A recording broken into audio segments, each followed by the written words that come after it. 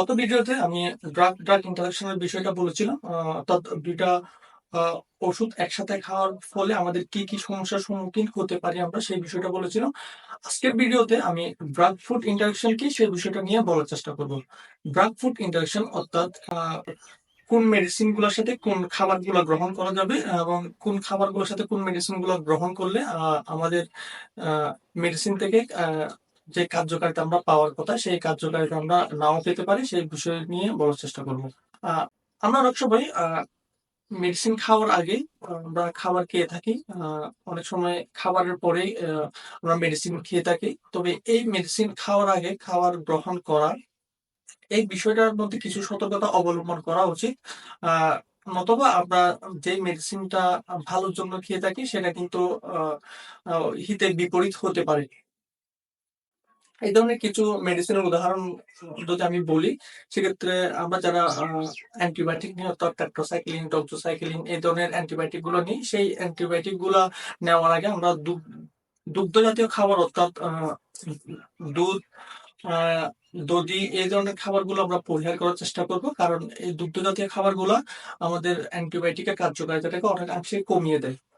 ঠিক একইভাবে আমরা যারা বিটা ব্লকার নিয়ে থাকি অর্থাৎ যাদের আ হার্টের রক্ত চলাচল স্বাভাবিক রাখার জন্য আমরা প্রোপানল, মিথানল ধরনের মেডিসিন গুলা নিয়ে থাকি। তারা হচ্ছে অতি প্রোটিন সমৃদ্ধ যে খাবারগুলো সেগুলো পরিহার করার চেষ্টা করব। কারণ এই খাবারগুলো আমাদের বিটা ব্লকার এর যে কার্যকারিতা সেটাকে কমিয়ে দেয়।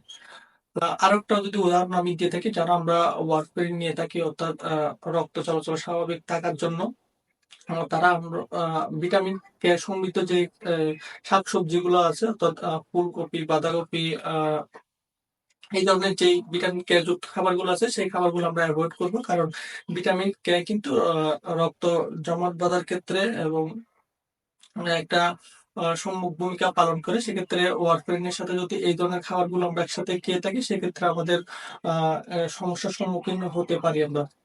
ঠিক একইভাবে আমরা যারা ইনসুলিন নিয়ে থাকি, ইনসুলিনের আগে আমরা অ্যালকোহল জাতীয় খাবারগুলো পরিহার করব। কারণ অ্যালকোহলের কারণে আমাদের ইনসুলিনের কার্যকারিতাটা কমে যেতে পারে।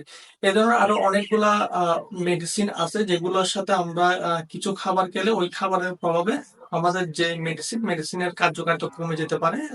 তো সেই খাবারগুলো আমরা চাইলে আ নেট থেকেও কিছুটা খুঁজে দেখতে পারি। এই বিষয়গুলোতে সতর্ক না থাকার কারণে আমরা কিন্তু আ ওষুধ থেকে যে উপকারটা পাওয়ার কথা ছিল, সেই উপকারটা না পেয়ে বরঞ্চ কিছু অপকার যেমন সাইড ইফেক্ট, অ্যাডভার্স ইফেক্ট এর মতো বিষয়গুলো আমরা সম্মুখীন হই। আশা করি আজকে থেকে আমরা সেই বিষয়গুলোতে সতর্ক থাকবো এবং সুস্থ থাকার জন্য আমরা জেনে বুঝে মেডিসিন গুলা গ্রহণ করার চেষ্টা করব। আমার পরামর্শ থাকবে আমরা যারা এই বিষয়গুলো আসলে অবগত না, খুবই জটিল বিষয় যেটা আমরা জানি না যে কোন ওষুধের সাথে কোন খাবারগুলা গ্রহণ করব কিংবা গ্রহণ করতে পারবো না। আ আমার পরামর্শ থাকবে আপনারা খাবার গ্রহণের সাথে ওষুধ সেবনের মধ্যে একটা গ্যাপ রাখবেন। সেটা ১ ঘন্টা থেকে ২ ঘন্টার একটা গ্যাপ হতে পারে। সেটা খাওয়ার আগে কিংবা পরে। সেক্ষেত্রে আমরা যে আ ওষুধের সাথে ড্রাগ এর যেই ইন্টারেকশন, সেই ইন্টারেকশন থেকে আমরা সুরক্ষিত থাকতে পারবো। আ আশা করি সবাই এই বিষয়টার প্রতি সতর্ক থাকবেন। মেডিসিন থেকে পর্যাপ্ত আমরা কার্যকারিতা পাওয়ার জন্য। আজকে এইটুকু। সবাই ভালো থাকবেন, সুস্থ থাকবেন। আসসালামু আলাইকুম।